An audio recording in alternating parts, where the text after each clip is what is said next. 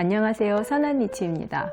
다가구는 어떤 목적으로 구입하는지에 따라서 접근 방법이 완전히 달라집니다. 한마디로 매도할 때를 염두에 두고 구입하셔야 합니다. 크게 두 가지 목적으로 분류해 볼 수 있는데요. 첫 번째는 보유하는 동안 월세 수익을 보다가 다음 매도 월세 수익을 원하는 매수자에게 판다. 두 번째, 신축까지 염두에 두거나 매도 시에 집장사를 대상으로 판다. 첫 번째, 월세 수익을 목적으로 할 때는 수익률이 중요하므로 대지 가격과 건물 가격이 모두 매매가에 반영이 됩니다. 두 번째, 신축을 염두에 두고 구입할 때는 건물의 가치는 거의 따지지 않고 신축으로서의 사업성이 가장 중요하게 됩니다. 도로의 폭이나 북향 등의 영향을 받습니다. 요즘 집가가 높아지고 대출 이자가 상승하고 있어서 수익률만 보고 구입한다는 것은 답이 안 나오는 것이 현실입니다. 하지만 신축으로서 가치가 있는 땅을 사면 당장의 수익률은 많이 안 나와도 오른 집가로 받아줄 매수자가 있어서 매도 시에 수익을 볼 수 있습니다. 그래서 오늘은 2번 신축 가능한 부지를 매입하여 성공 투자하는 방법을 알아보겠습니다.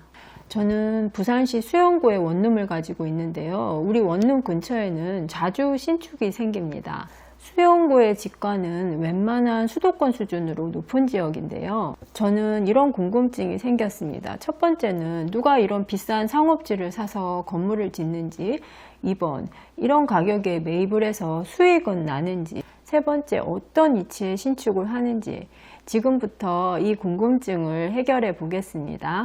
지도는 수영역인데요. 역 주변은 일반 상업지입니다. 로드뷰를 보겠습니다.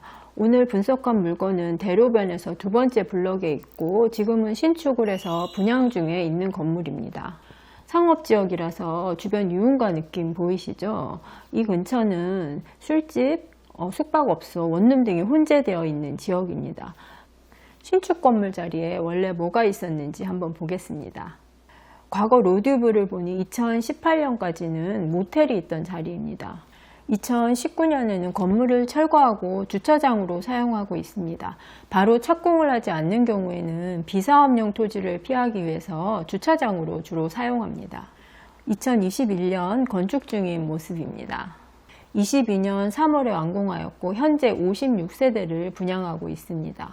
평당 분양가는 1,700만원에서 1,900만원 선입니다. 이 가격에 분양이 가능한 이유는 수영구의 신축 아파트의 분양가가 높기 때문입니다. 밸류맵을 통해서 거래가를 알아보겠습니다. 먼저 주소를 입력합니다. 모텔일 때 매매되었기 때문에 물건 종류가 숙박으로 나옵니다. 거래 시점은 2017년 7월이고 면적은 181평이며 거래 가격은 55억입니다. 토지의 평당 단가는 3천만 원입니다. 용도 지역은 일반 상업 지역이고 주변 거래가와 비교해 봤을 때 비슷한 수준으로 거래가 되었습니다. 이력 열람하기를 눌러서 좀 더 자세히 알아보겠습니다. 2017년 실거래 이력이 나오고 2018년 9월에 건축 인허가를 받았습니다. 시행사들이 시세대로 매입을 하여 분양을 하여도 수익이 나오는 이유는 무엇일까요? 상업지역의 용적률이 800% 이상이기 때문입니다. 주변에 건축 중인 건물을 하나 더 보겠습니다. 아까 건축 현장에서 5분 거리에 있습니다. 1번은 코너를 끼고 있는 상업지역이고 2번은 그 다음 블럭에 있는 준주거 지역입니다. 1번보다는 입지가 떨어지지만 2번도 도로를 끼고 있는 준주거 지역이기 때문에 건축이 가능한 것입니다. 2019년 건물의 모습입니다. 원래는 공장과 주거용으로 사용하고 있었습니다. 현재는 원래 있던 건물을 철거하고 상업용 건물을 신축 중에 있습니다. 디스코를 통해서 이 건물의 거래 가격을 알아보겠습니다. 주소를 입력하면 실거래가가 나옵니다. 2020년에 116평이 18억에 거래되었다고 나오네요. 디스코에는 소유의 형태가 나오는데 이 건물은 법인이 구입을 했습니다. 디스코의 정보가 부족할 때는 밸류맵을 봅니다. 땅 모양이 도로를 접한 부분이 좁고 뒤쪽으로 긴 모양입니다. 토지와 건물 두 개를 일괄 매각하여서 20억에 매매하였습니다. 토지 평당가는 1,500만 원인데요. 이 주변 준주거지의 시세는 2천만 원으로 상당히 싸게 거래를 하였습니다. 대출을 받기 위해서 신탁으로 등기를 하였고요. 2021년 9월에 건축허가를 받았고 현재 신축 중에 있습니다. 신축 부지로 어떤 곳이 가능한지 감이 좀 잡히시나요? 첫 번째는 일단 지역 선정이 가장 중요합니다. 소형 재건축의 개념으로 보시면 좋을 것 같습니다. 인프라가 갖춰져 있고 건물만 낡은 경우 사업성이 확보된다면 신축이 가능한 것입니다. 2번, 지역 안에서는 도로를 끼고 있는 건물을 사셔야 합니다. 코너에 있는 건물이 가장 좋겠죠. 대로변에서 한두 블럭 안쪽에 신축을 하는 경우를 가장 많이 보았습니다.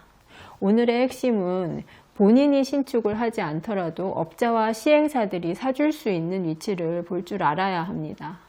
안타깝게도 저는 건물을 사기 전에 이런 것을 전혀 몰랐습니다. 사고 나니까 잘 보이더라고요. 신축 가능성 같은 거 모르고 샀기 때문에 제 건물은 사업성이 안 나오는 자리입니다.